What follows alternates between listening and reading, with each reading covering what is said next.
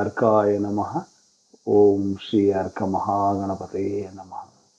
ಸಾರು ಗೋವಂ.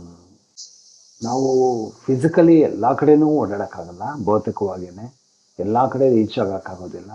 ಲಿಮಿಟೇಷನ್ಸ್ ಇರುತ್ತೆ, ಕೆಲಸ ಕಾರ್ಯಗಳಿರುತ್ತೆ, ನಿಮಗೆ ಬೇರೆ ಯಾವುದೋ ಚಟುವಟಿಕೆಗಳಲ್ಲಿರ್ತೀರಾ, ನಿಮ್ಮದೇ ಆದ ಪ್ರಯಾರಿಟೀಸ್ ಇರುತ್ತೆ, ಕಮಿಟ್ಮೆಂಟ್ಸ್ ಇರುತ್ತೆ. ಹೀಗಿರಬೇಕಾದ್ರೆ ಬಂದರೆ ಮಾತ್ರನೇ ಅವ್ರಿಗೆಲ್ಲ ಸಾರ್ಥಕ ಆಗುತ್ತೆ, ಒಳ್ಳೆಯದಾಗುತ್ತೆ. ಆ ರೀತಿ ಖಂಡಿತ ಏನಿಲ್ಲ. ಈಗ ನೋಡಿ, ಸೂರ್ಯನನ್ನು ನೋಡಬೇಕು ಅಂತಲೇ ಏನಿಲ್ಲ, ನೀವು ಸುಮ್ಮನೆ ಒಳಗಡೆ ಇದ್ದರೂ ನಿಮಗೆ ಸೂರ್ಯನ ಬೆಳಕು ಬರುತ್ತೆ ಮನೇಲಿ, ಅಲ್ವಾ? ಹಾಗೆ ನಾವು ನೀವೆಲ್ಲಿದ್ರೂ connectivity that matters in spirituality.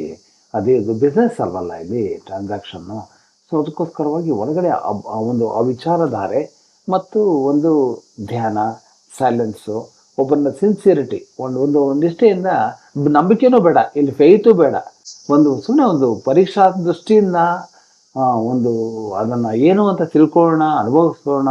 ಅದೇನು ಅನ್ನೋದು ನಮಗೂ ಆ್ಯಡ್ ಆಗುತ್ತಾ ನಮ್ಮ ಲೈಫ್ನಲ್ಲಿ, ಬೆಳವಣಿಗೆಗೋಸ್ಕರ, ಒಂದು ವಿಸ್ತಾರವಾಗೋದಕ್ಕೋಸ್ಕರ ಅಂತ ಅಂದಾಗ ಅದು ಕನೆಕ್ಟ್ ಆಗುತ್ತೆ, ನಮಗೆ ಒಳ್ಳೇದು ಖಂಡಿತ ಸಿಗುತ್ತೆ ಅದು. ಸೊ ಹಾಗೆ ನಾವು ಮನಸ್ಸಿನಲ್ಲಿ ಒಂದು ಸಂಕಲ್ಪ ಬೇಕಷ್ಟೇ, ಸಂಕಲ್ಪ ಬೇಕು. ನನಗೆ ತಿಳ್ಕೊಳ್ಬೇಕು, ಏನು ಅರ್ಕ ತತ್ವಗಳೇನು, ಅರ್ಕ ಧ್ಯಾನ ಅಂದರೆ ಏನು, ಅರ್ಕ ಏನು, ಅವರ ಒಂದು ದೃಷ್ಟಿಕೋನ ಇದೆ ಅನ್ನೋದು ನಿಮಗೆ ಏನಾದರೂ ಹೆಲ್ಪ್ ಆಗೋಂಗಿದ್ರೆ ನಿಮ್ಗೆ ಗೊತ್ತಾಗತ್ತೆ. ಅದನ್ನು ಕನೆಕ್ಟ್ ಮಾಡಿಕೊಂಡು ಅದನ್ನು ನೀವು ಬೆಳೆಸ್ಕೊಳ್ಬೋದು, ನಿಮ್ಮ ಜೀವನದಲ್ಲಿ ಅಳವಡಿಸ್ಕೊಳ್ಬೋದು. ಹಾಗೆ